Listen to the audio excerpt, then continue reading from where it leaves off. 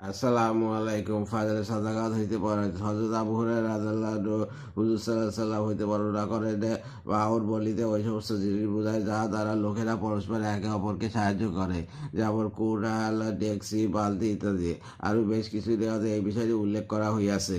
ইকরামা রাদিয়াল্লাহুকে কেউ বাউল শব্দের অর্থ জিজ্ঞাসা করিলে তিনি বলিলেন, ওয়ার মূল হইতেছে যাকাত, আর সর্বনিম্ন ব্যবস্থা হইতেছে চালনীয় বালতি সুই প্রদান করা।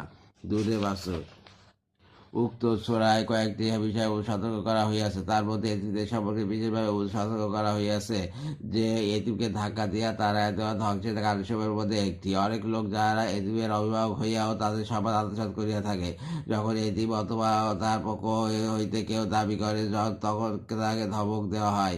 এইরূপ লোকদের ধ্বংস করে শাস্তির ব্যাপারে কোনো সন্দেহ নাই, বরং এইরূপ লোকদের সম্পর্কে এই সূরা নাজিল হইয়াছে বলিয়া বর্ণিত হইয়াছে। কোরআনে পাকে এতিমদের ব্যাপারে বহু সতর্কবাণী ও আয়াত নাযিল হইয়াছে।